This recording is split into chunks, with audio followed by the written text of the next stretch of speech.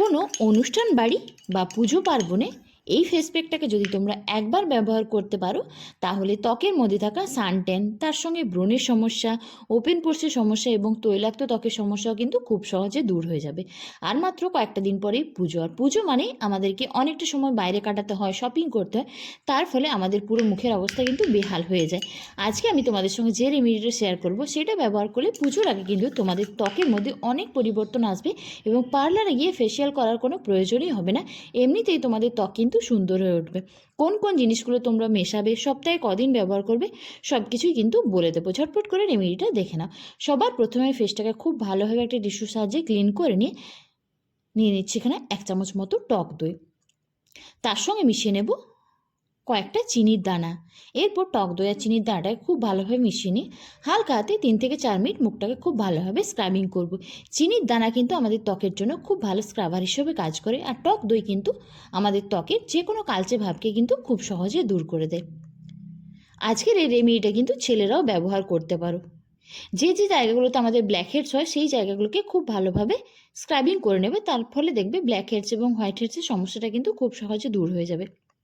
3 থেকে 4 মিনিট হালকা হাতে মুখটাকে খুব ভালোভাবে মাসাজ করবে, তারপর সেটাকে তোমরা নর্মাল জল দিয়ে ধুয়ে নিও। আজকের এই রেমেডিটা তোমরা যে কোনো সময় কিন্তু ব্যবহার করতে পারো তোমাদের ফ্রি সময় মতো। তো আমার প্রথম স্টেপ কমপ্লিট হয়ে গেছে, এরপর বানাবো ফেস প্যাক। তার জন্য নিয়ে নিচ্ছি এখানে 1 চামচ মতো টক দই।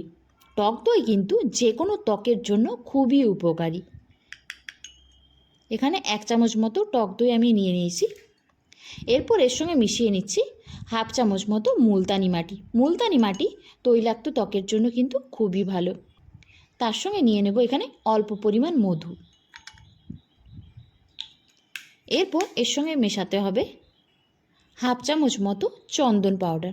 চন্দন পাউডার কিন্তু তোমরা অনলাইন সার্চ করলে পেয়ে যাবে। তারপরে এই সবকটা জিনিসকে খুব ভালোভাবে মিশিয়ে নিলেই কিন্তু তোমাদের একটা ফেস প্যাক এখানে রেডি হয়ে যাবে। খুব ভালোভাবে মিশিয়ে নেবে যাতে কোনো দানা দানা না থাকে, মুলতানি মাটি এবং চন্দন পাউডারটা যাতে খুব ভালোভাবে মিশে যায়। তোমরা চাইলে এই ফেস প্যাকটাকে 2-3 দিন ফ্রিজের মধ্যে কিন্তু স্টোর করেও রাখতে পারো। তারপর এই ফেস প্যাকটাকে আমি আমার পুরো মুখের মধ্যে লাগিয়ে নিচ্ছি। এই ফেস প্যাকটা কিন্তু ব্রণের সমস্যাকে খুব সহজে দূর করে। এছাড়া ব্রণের কালো দাগছোপ, তাছাড়াও যাদের মুখ সারাক্ষণ লালচে হয়ে থাকে তাদের ত্বকের জন্যও কিন্তু এটা খুব ভালো। তারপর এটাকে পুরো মুখের মধ্যে লাগিয়ে 15 থেকে 20 মিনিট রেখে দেবে। তারপর সেটাকে তোমরা নর্মাল জল দিয়ে ধুয়ে নিও।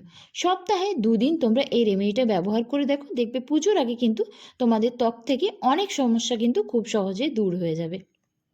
আর সবশেষে তোমরা যে কোনো ধরনের একটা টোনার এবং ময়শ্চারাইজার অবশ্যই ব্যবহার করে নিও। আমি ময়শ্চারাইজারের জন্য নিয়েছি অ্যালোভেরা জেল। তোমরা তোমাদের পছন্দ মতো যে কোনো ময়শ্চারাইজার ব্যবহার করতে পারো। এই রেমেডিটা কিন্তু তোমরা অবশ্যই একবার হলেও ট্রাই করে দেখো। তো চলো বন্ধুরা, আজকের মতো টাটা।